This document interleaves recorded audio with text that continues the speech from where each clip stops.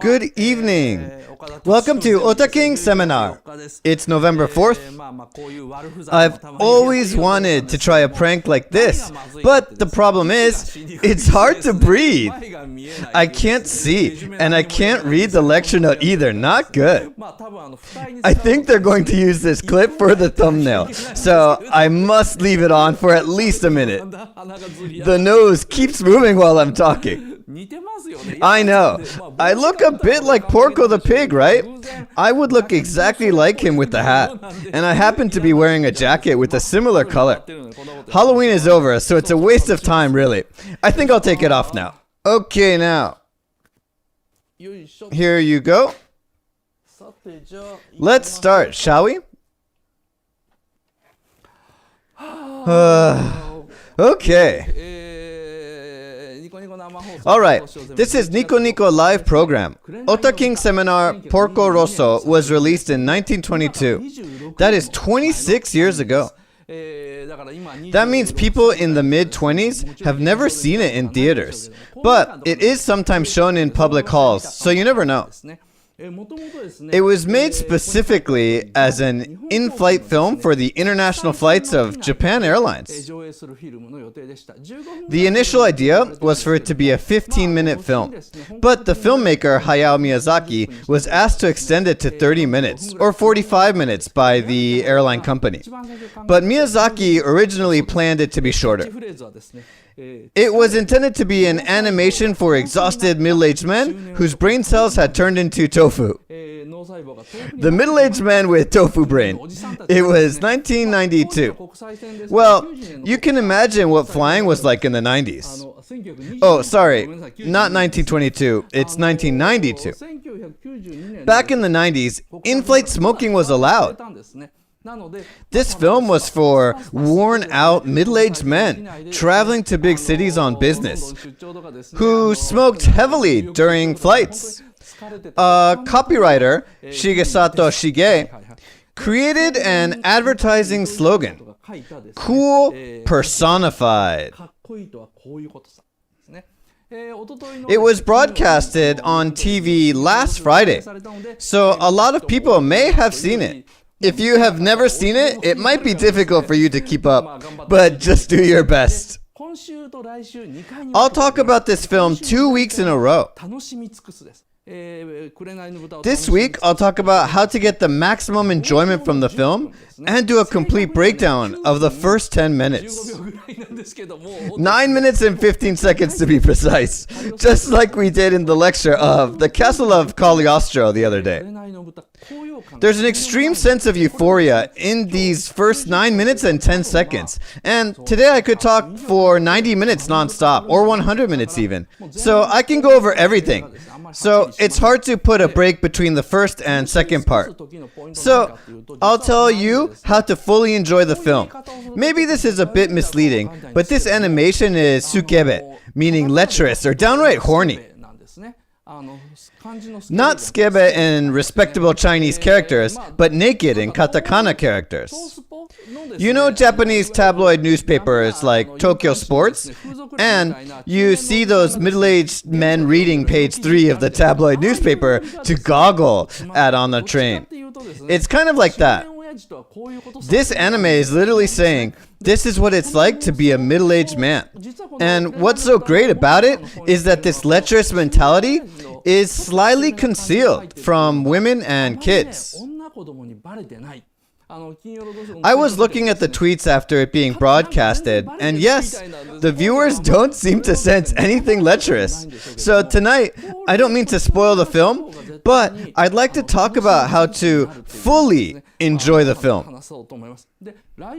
At the end of next week's lecture, or the second part, I will lick the plate clean, every bit of it, because there's a complex story behind the film. This week, I'll talk about why the movie set a middle-aged man as the main character, and why he is a pig. Well, son, you'll get it in 20 years' time. Might be answer that the movie has given to the audience. But you know, It's already been 28 years since its release. I guess Son has become a middle-aged man himself. So it's a lecture to ourselves, the middle-aged. Next week, it's dig deep and lick clean. This week, it's tips to fully enjoy the film, so stay tuned. What Miyazaki did to make this anime for grown-ups is that he created a shadow for all the characters, but kept it completely hidden. So all the characters seem straightforward, but there's something lonely about them. But he does this skillfully and keeps the audience entertained. He also uses the same tactic in Howl's Moving Castle. This film is like a chocolate parfait. You can enjoy your parfait by just licking the cream on top. And the cream is so delicious that many people are satisfied with it. And most people think that this film is solely made out of cream. But beneath it lies Bavarian cream, coffee-flavored jelly, mousse, and even fruit. And you should taste the bitter chocolate as well. This is what we'll be talking about this week. I don't have time to show you all the documents, so I will disclose them separately in the Dokuen channel and the salon. Okay, now I'll explain the first 10 minutes of this film for the entire lecture today, both first and second half. Like I said, this was initially a short film project for international flight to entertain the worn-out middle-aged man. So Miyazaki intended to make a film that would be like an erotic short comedy if you look at the first 10 minutes. You'll notice that there are loads of puns, although they're not obvious, but they'll gradually dawn on you during this lecture. The first one, well, this is not a pun at all. The pig and the text come up on screen with the sound of a typewriter in the background. From the top, it's Japanese, Italian, Korean, English, Chinese, and Spanish. Spanish wasn't there in the beginning, but it was added later. And that's because these 10 countries were the common routes of the international flights of JAL back then, where Porco Rosso was planned to be played on. Spain was one of their routes as well, but it wasn't in the list earlier, so it was added later. So the subtitles were made based on the routes of international flights. And after the subtitle, you'll see the secret base. Porco's secret base. There's a backstory to it. It was a house for fishermen to shelter from the storms, which Porco inherited. I'm not sure if you could catch fish in a sea as transparent as the Adriatic, but you could see some fishes sold in the fish markets. So maybe you can. So he inherited or bought the house. But the most important subject in this scene is Porco's seaplane. This is a seaplane, not a plane. And this seaplane is tilted, and the left float is touching the water surface. You see, Miyazaki is very meticulous. The left-hand float is the only section touching the water surface, while most people would probably draw it horizontally. Miyazaki is such a genius that he slightly tilted it. And there's a small boat on the right. Yes, this small boat. In the beginning, I thought this was something he used to go to town with when the seaplane wasn't working. But that wasn't the case. I'll explain that later. Now,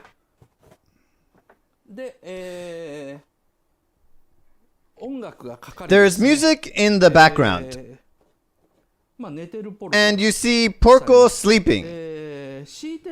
I want you to take a look at the color coordination of the towel and the chair. For this piece, the color scheme was not done by Michio Yasuda, who had done all the color schemes for Ghibli's productions before that. but a rookie named Teruyo Tateyama, a pupil of Yasuda's. This is a photo taken at that time at a kind of discussion meeting of the Ghibli female staff. She is a good-looking, rather listless woman. And her mentor, Yasuda, who recently died, is said to be the model for Gina. She wasn't exquisitely beautiful like Gina. It was just that Yasuda was so good at her work that even Miyazaki couldn't compete with her. For example, if they were discussing which color to use for the gold dust of Ashitaka in Princess Mononoke, and Miyazaki says, "Let's use this color," she would say, "Of course not, you have terrible taste. This color is a lot better." Even if he insists and says, "No, I think this one's better," she'd come right back with, "Don't be ridiculous." When Miyazaki sees the final draft and says, "You were right," then she would say, "I told you, I'm always right." She always wins, just like that. He couldn't say anything after she'd actually applied the color. She was the master. This piece was done by her pupil and also used meticulous complex colors. The last scene where Porco and Curtis fight, for instance. During that fight scene, there's a moment when they fall into the water and bubbles come out from their mouths. They came up with a wonderful color for the bubbles, but that made Curtis's face stand out. In this scene, Porco's facial expression is more important, and they needed to find a color that could make his face more prominent. So they had to compromise and change the color. She actually said that in an interview, for her, nothing happens by accident, and it's all calculated. The towel and the deck chair have the same blue stripe design. I think he intentionally matched the color and design of the deck chair and the towel. They were probably sold off from a luxury hotel or a cruise ship. I think that's why they have the same colors. And you see the bucket here? The bucket has a bottle inside. The bottleneck is a bit wider at the end, so you can tell that it's a bottle of champagne being cooled in a bucket. I think the ice has already melted. I first thought this was a bottle of wine for toasting after beating the Sky Pirates, but in Italy, chilling wine is the stupidest thing to do. You can hear Le Tombe de Cerise from the radio. This is one of the theme songs, but I'll leave it for next week because it's a very complex topic. So Porco is, here you go, sleeping with a magazine called Cinema on his face. On the cover of the magazine, you see the number 1929, so you know this film is set in 1929. And if you read the books on the subject or Wikipedia, they also say that the story takes place in 1929, so that's clear. Later in the film, there's a scene where Porco is supplying fuel and talking to the shopkeeper and says, "Ah, the World Depression." The World Depression starts October 1929, but this story takes place in the summer, and so it doesn't make sense. Some people say this film is set in 1930 or in 1933, and the reason why there are two different theories is because later in the film, when Porco goes to buy a machine gun, he is offered to buy the patriotic national debt by the postman or the banker. And in Italy, the patriotic bond was only issued in 1930 and 1933, so some people assume that the story takes place in one of these years. I personally think, or I take a stance that it was set around 1930. In the official book, it also says it is set at the end of 1920s, and as the year 2000 is included in the 20th century in decimal arithmetic, 1930 can be included in the 1920s. Anyway, I think it's around that time. Also, the World Depression happened in October 1929. It took about a year to reach Italy, which was already depressed, and it made things much worse. So considering that history, I think 1930 makes more sense. I want everybody to take a look at the tie he's wearing. Yes, he's wearing a tie, and you may wonder why. But I'll talk about this later. And then the phone rings. Ring, ring, and you hear a voice that says, Porco, it's not good. But this is strange when you think about it. There couldn't have been an underwater cable, and he couldn't have had an antenna for a wireless phone. I'll tell you how phones work. I knew a taxi driver who worked at a phone office. I once got into a conversation with him, and this is the story he told me. You turn the handles when you use the old hand crank phones. That very act of cranking was actually generating electricity. And where does this electricity go? Well, definitely not to your phone. The electricity is connected with the telephone operator. It's connected to the operator far away from you. And if you turn the handles, the bell in front of your operator rings and the lamp turns on. And then the operator will answer the phone and say, who do you want to talk to? And you'll tell them the number. And the operator will press the numbers to ring the person at the other end. Then the button that the operator presses generates electricity, travels and rings the phone at the other end of the line of the receiver's house. Then the bell rings. So what this means is that the phone in this era did not have any battery in it.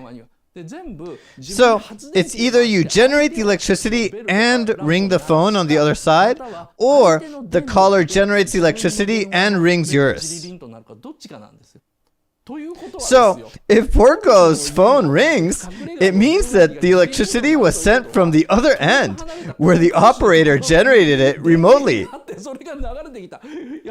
And so, you'd wonder if there was an underwater cable at that time, but nobody could answer that.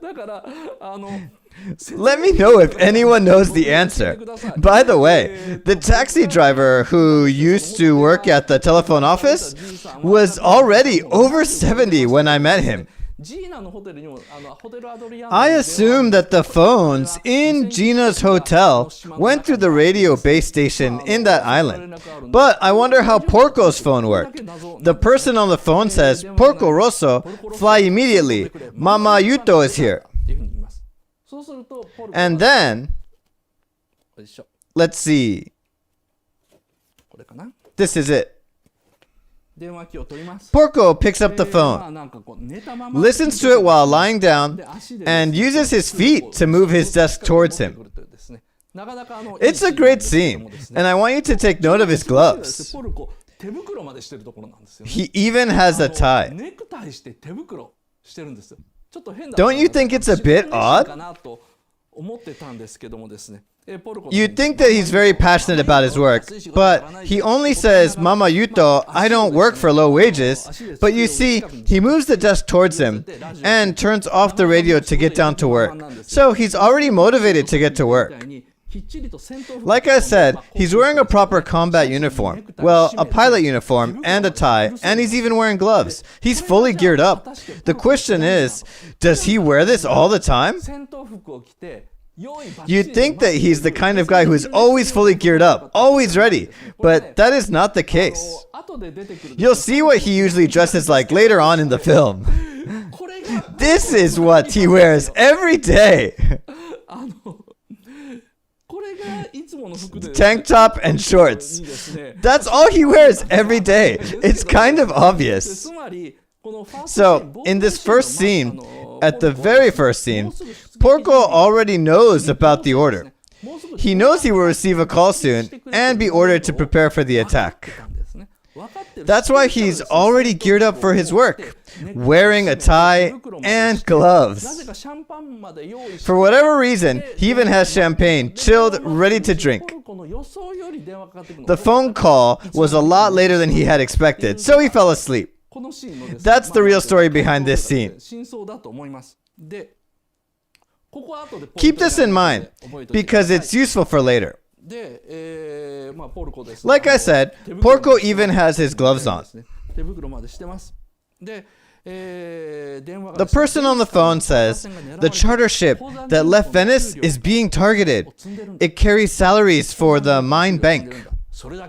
Is that all? Asked Porco. The caller first sounds a bit reluctant to answer, but tells him that there are also young female students who are on a vacation tour on board. Porco smirks and says, "Well, you gotta pay me more then." He looks so delighted. He was waiting for him to say it, apparently. There is a reason why Porco was fully geared up with his combat uniform, tie, and gloves, and champagne. Actually, there are a few reasons. For example, there might have been a spy among Mama Yuto, and he was informed about this attack beforehand. Second possibility, he was intercepting SOS radio calls. So, he knew from the moment when the charter ship sent SOS from Venice. Third, some affiliate of Porco's was inside the organization that requested for an attack. Fourth, he knew that a group as stupid and poor as Mama Yuto would plan an attack soon. Well, these are the standard possibilities you could think of, but here's my theory. This charter ship carries a huge amount of money. I mean, they are salaries for the mine company. It is a huge amount of money, and of course, the female students. Porco presumes that they are female students from universities, considering that they are on vacation. He knew they were on the ship, and that the ship would be targeted by Mama Yuto. A ship carrying a huge amount of money, plus the girls. Why wouldn't they attack? Of course they would. So, he gets fully geared up to be ready to attack as soon as they call. Just get rid of Mama Yuto fast and save the girls, who will be impressed by this amazing gentleman who saved their lives. He'll then say, "This is our hiding place. Let's make a toast, just the two of us." I think that's what he was planning. And that's why this towel here, now you know what I mean. It's there for that particular reason. Otherwise, it's totally redundant. Why does he need it there? I mean, he's sitting on a deck chair. So the champagne is for toasting after destroying the sky pirates. The girl would say, "The beach here is so beautiful, and your secret base is so amazing. I want to take off my clothes and sunbathe. Oh, what a coincidence. There's a towel here." That's what he had in mind. So, when you think about all these things, the other scenes turn into something different. If I think about those things, well, I first thought that this small boat was there for him to use when the seaplane wasn't working, so he could go and get help. But I think it was intentionally pulled up on the beach for a girl. He'd say, "The stars are amazing here," and keep her till night. And when you look at the background, there's a house with a window and a door. Did you all notice? There's a house inside Porco's secret base. Which one is the best? Maybe this. This one. This one is the best, I guess. So there's a house with a window and a door. Now then, why a tent when he already has a house? That's because he doesn't want the girls to see his filthy house. So, he prepared a tent and a kerosene lamp to make it romantic. But they were eventually used by Fio Piccolo. Poor guy. That's the real story behind the scene. What I mean by this is the real story is that before Miyazaki even made this film, he drew a manga in a model magazine called Hiko Teijidai, meaning the era of a seaplane, which is the basis of this film. In that manga, right from the outset, Mama Yuto kidnaps a beautiful girl like Clarice in the castle of Cagliostro, apparently a university student. So, Porco goes and rescues the girl who has been kidnapped. Then he happens to pass a sightseeing airship. And the airship happens to be carrying many young girls. As he passes the airship, the young girls all cheer and say, "Look, it's a pig, he's so cute!" But Porco responds calmly by saying, "The whole airship might be kidnapped if you don't be careful." And he blows a kiss. You can see a heart drawn here, so he blows a kiss. The girls say, "He's so cool!" And Porco says, "Hehehehe." Yeah, was his reply. As you can see, the whole scene, it's like a skit of a famous Japanese comedian, Ken Shimura. This was Miyazaki's original plan, an anime to heal the middle-aged man whose brain cells had turned into a tofu. And this sequence is exactly that. It was as simple as that, but the story became more and more serious, and the characters became so complex that it turned into a totally different thing. But you can sense his initial plan throughout the first 10 minutes to 15 minutes, which is called part A. So that's why this opening is the best part. But there's more. After he goes, "Hehehehe." Sorry, I just love this part, you know? I'm sure people will attack me online for this. So finally, Porco Rosso rescues this beautiful girl. But this girl, who had dived into the sea, was completely soaked, so he was worried. In the upper frame, he says, "I don't mean this in a lecherous way, but you are soaked and you should take off your clothes. Hang them under the wings and the Adriatic sunshine will dry them instantly.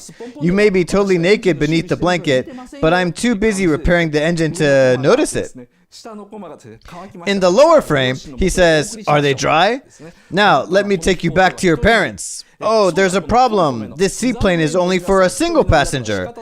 Why don't you sit on my lap? No choice. Go on now." Porco Rosso now has a beautiful girl who was naked just a few minutes ago on his lap and flies with the setting sun and the sea in the background. This is actually the ending. Isn't it great? In the film, however, who Porco rescues are not college girls, but a group of kindergartners. And because it wasn't something he expected, he gets disappointed and almost collapses, like in another Ken Shimura skit. This is the basic idea underlying the first 10 minutes. You'd imagine something with harmless laughs and some innuendo, but it's a total letdown at the end. It's like the greedy Ryotsu in the manga Kochikame, whose plans are upset. The first 10 minutes is made as a comedy anime.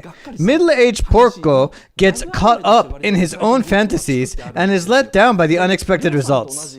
Porco is just like Ryotsu in Kochikame. He too is portrayed as a complete lecherous old man, but he doesn't get the girl. He freezes once he gets the opportunity. So he's similar to Ryotsu in many ways.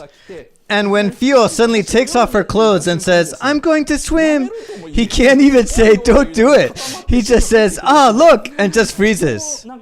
This scene where Fio suddenly takes off her clothes and swims is a kind of repetition of a scene in the first 10 minutes where a girl swims naked. It is like retrieving a hint that was thrown in.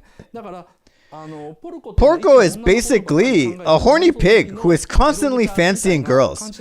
But when Fio actually takes off her clothes, he fidgets and thinks, "Oh Christ, no," not knowing what to do. So he is like a naive virgin boy. Because of the advertising slogan, "Cool, personified," people might expect someone cool. But behind this mask, you'll find this naive virgin, still in his adolescence. Only a middle-aged man would understand it. If you were still a kid, you'd think, "Ah, so this is cool." If you're young, you'd look up to this kind of a man. But when you're already middle-aged, you kind of understand his feelings, not being able to lay a finger on a girl and wondering if you're a coward. In manga such as Shonen Weekly Jump magazines, Yuna and the Haunted Hot Springs, We Can't Study, and young magazines, What Is the Teacher Doing Here? The horny virgin cannot act even when he gets his chance. So the middle-aged men Miyazaki targets are exactly the same as these horny virgins caught up in their erotic fantasies. Like I said, Porco Rosso is an anime film for worn-out middle-aged men whose brain cells have turned into tofu. So, Miyazaki was supposed to do a favor by making this film for the average middle-aged men who are looking forward to reading an erotic article of a tabloid newspaper on a commuting train during the rush hour, whether they feel ashamed or not. So, these young nerds and Miyazaki are both delusional virgin types, and they share the same habits. But Miyazaki is a bit more dexterous, and he knows how to hide this side of him from girls. So, we move on to the next scene. While Porco is going, lost in his own fantasies, the air pirates are working hard. This is the scene where we find out who the female students really are. Double Haze lands on the water. Double Haze is the name of Mama Yuto's seaplane. Double Haze smashes into the water when they make a splashdown, like boom! Is there a model of a seaplane? Oh, there it is. I hope it doesn't break. We don't have the exact model of Double Haze, so we'll use one with a similar shape. So you see, instead of landing quietly like this, Double Haze smashes on the surface of the water like this. Splash! It is said that the German seaplane called Dornier was the model of Double Haze. And this Dornier is, I think, a DOJ type. 2 engines in front and back. And the wing-like extension, called sponson, is similar to that of a Dornier. Some people say it's a giant version of a Dornier, but Mama Yuto couldn't have afforded that. I think they modified the neck and made it look like an airship.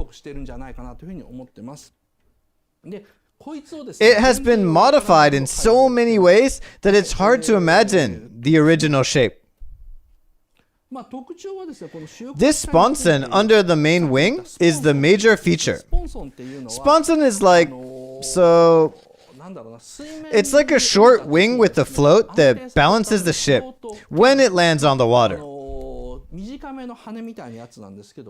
Mama Yuto always makes a dramatic splashdown by creating a dynamic splash, because the sponson causes a ground effect near the water surface.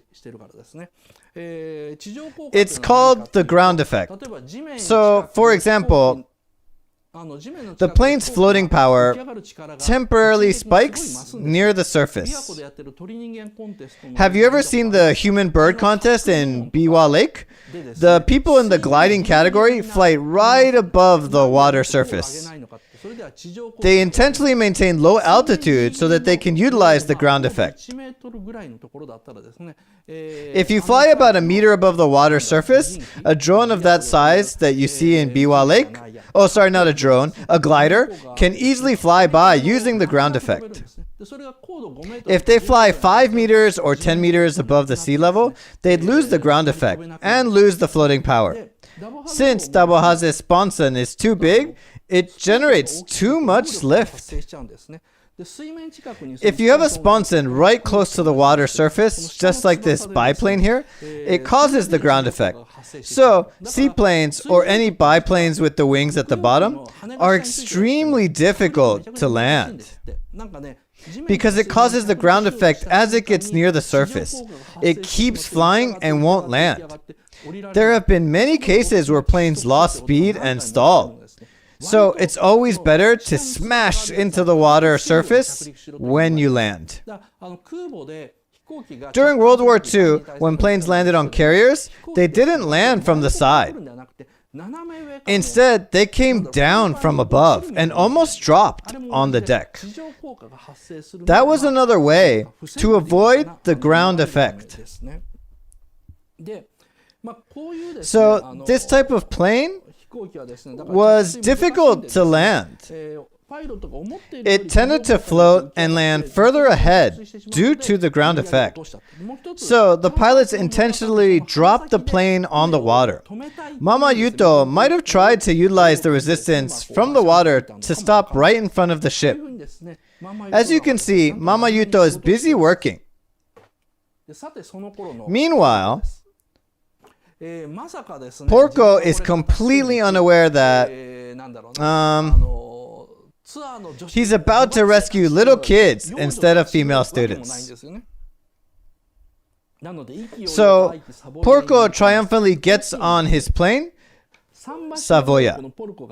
He walks along the pier and gets on his plane while avoiding the rear wing. Take a look at these two pictures and compare the two. Look at the propeller next to the cockpit. The propeller on the picture below is very close to the water surface. So the plane sinks as Porco gets on the plane because of his weight, and the drought gets deeper. It is a subtle description, but I think Miyazaki does it beautifully. Porco avoids the rear wing because he's too fat and doesn't have enough space to walk. He skillfully maintains his balance to avoid obstacles. This behavior is extremely human. The depiction of the Savoia sinking as Porco steps in captures the physics of the situation. Miyazaki is completely in control of both human element and the physics in this single cut. That's why this scene looks so real. You can see the same level of accuracy in the characters in the anime film in this corner of the world. But in this case, Miyazaki combines the human and the inanimate to great effect. It looks so real that you feel like you want to go there. After Porco gets on the Savoia, he turns the crank handle really fast. You hear a heavy whirring sound, and Porco steps on the lever with his foot to turn on the engine. This handle he's turning is like a gigantic version of a flywheel.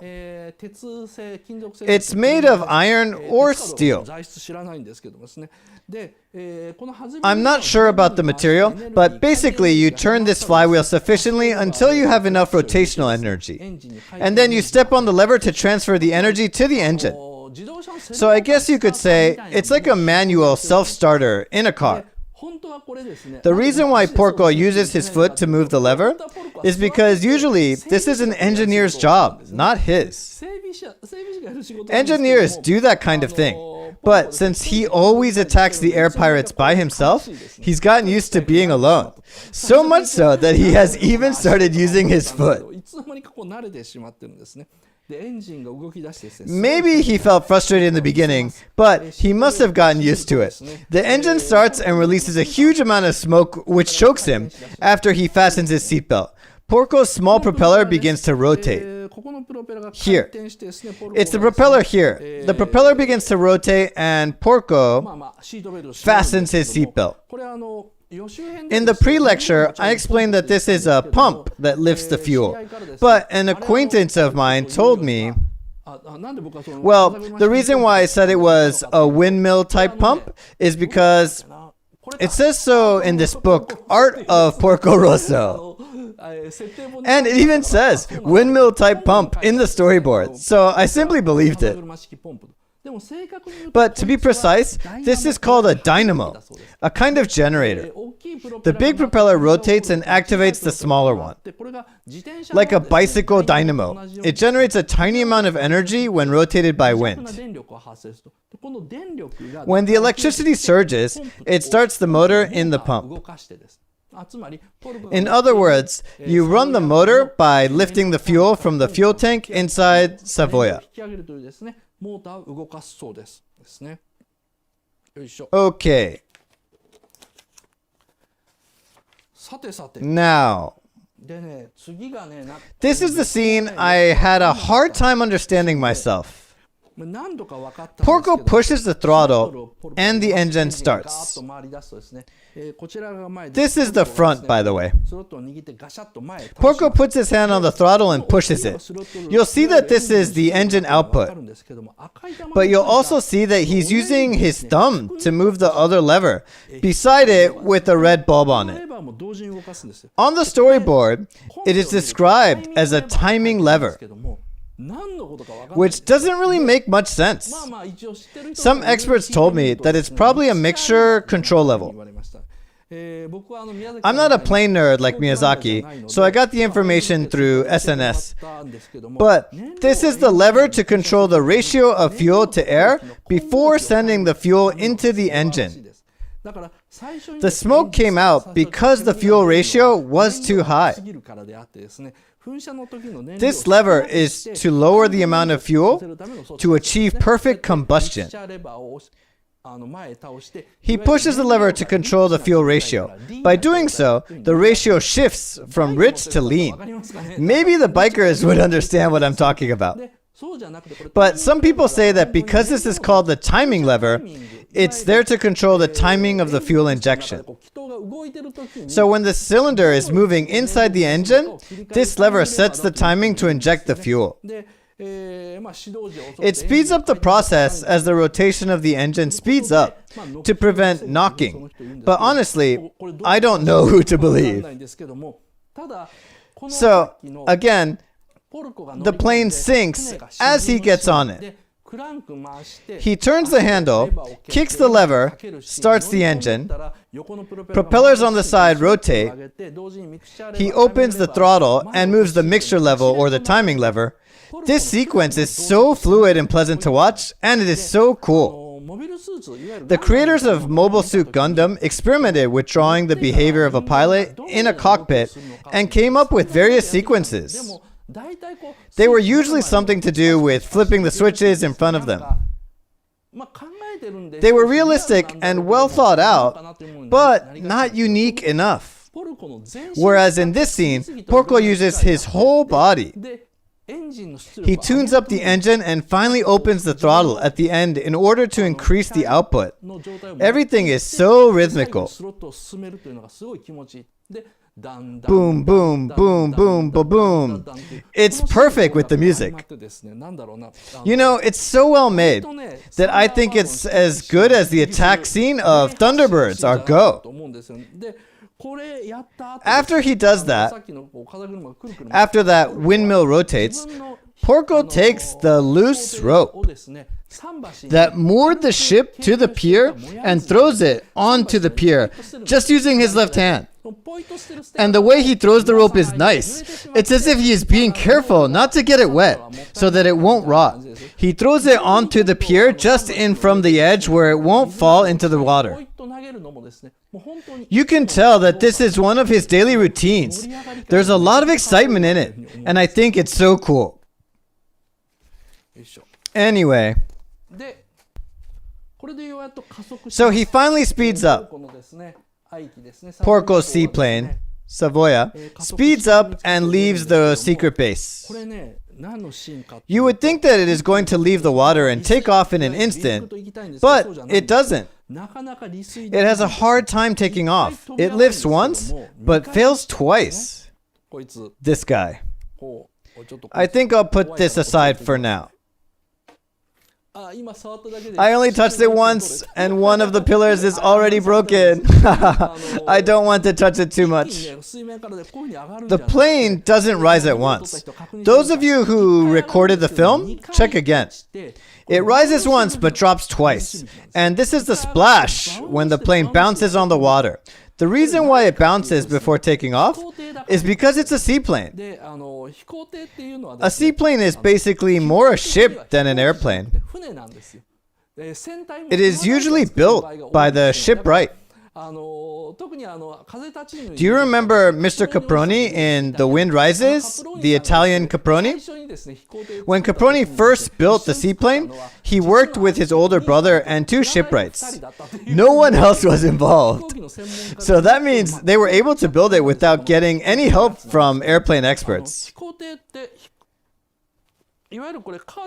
Curtiss R3C0, on the other hand, it's not a seaplane, it's a float plane. It's a plane with a float. So, as long as it floats on the water, you don't have to think much about the strength of the plane itself. Whereas this seaplane must withstand the water pressure with the lower part of its body. So, it's basically very strong.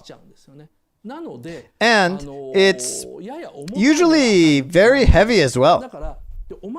On top of that, Porco's plane has a bad engine. And other than that, take a look at this. It has swept back wings.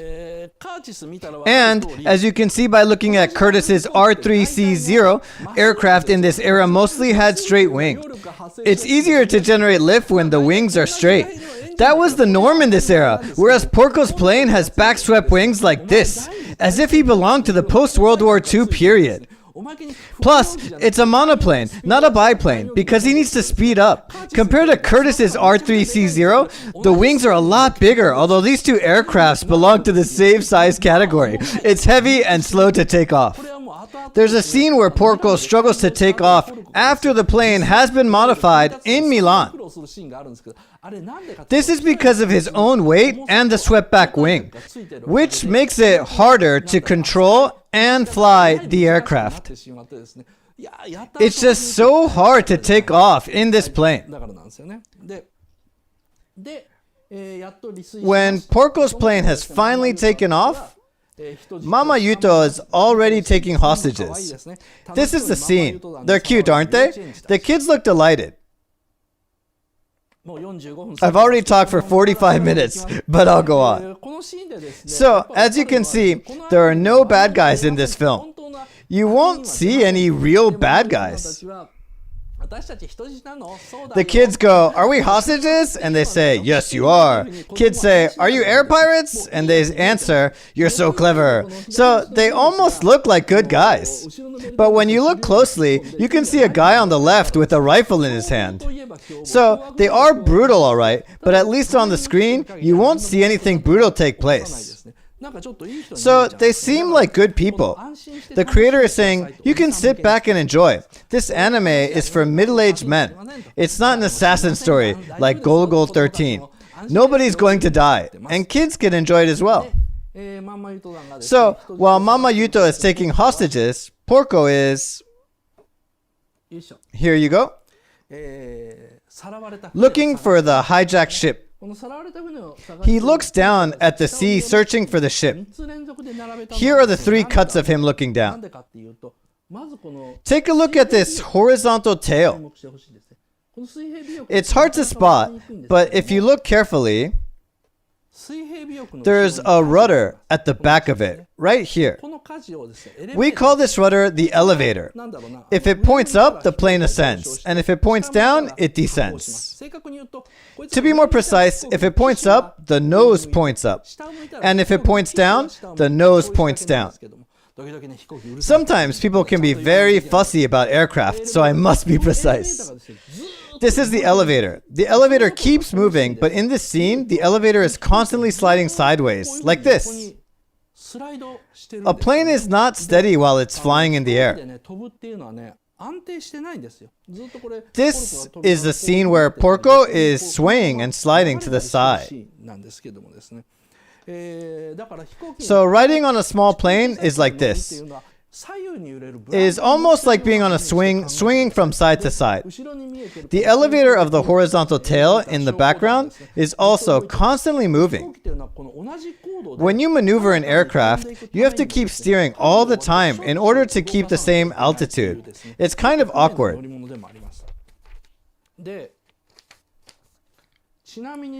By the way, I magnified one of the cuts in this scene. Well, it could have been other scenes, but I chose this one and magnified it. What's impressive is the fact that Miyazaki was able to come up with this composition, with this subject of the pilot on the plane. It is extremely unique if you are studying to become an illustrator or a cartoonist. Or even if you are already working as one, watch the DVD once again, print out this cut, and trace it. It is okay to trace an anime if it's only for yourself. Stop the DVD, print out the screen, and trace it. I'll tell you why. First, you can recognize the nose of the plane by the curve and the position of this line. The basic perspective in the foreground consists of engine, main wing, and the stay, which is this pole. And if you add a line here like this, you can place Porco's head anywhere you want. No matter where you place this short neck of Porco's, whether it's looking to the left or back, it works perfectly well. And the position of the tail wing is perfect. Usually, when the subject is looking around, the audience would automatically focus on the face. But in this case, you are able to see the tail wing moving in the background because it is beautifully placed within the audience's view. But you know, I wouldn't even say that this is the best composition of all the cuts in the film. What is so surprising is that there are tens and hundreds more of these kind of drawings that are drawn equally well. Illustrators, please stop the DVD at each scene and look at the details and try to analyze. What is this line doing here? Or, the reason why the composition is so good is because the desktop here is balanced by the ladder here. There are many things to learn. I personally thought this cut was the best, so I printed it out. You know, you can learn so much about composition right here. Oh, my throat is getting sore. Okay, so the free lecture ends here. Subscribers only hereafter. I think Porco Rosso is so interesting to talk about that you should consider subscribing for these 2 weeks at least. And please hand in your questionnaire. The next part will be for nerds, but I'll try to make it as interesting as possible. Okay, so I've only talked about the first 3 minutes of the film. Okay, so let's see the results. The next lecture will be in more minute detail. Now let's switch.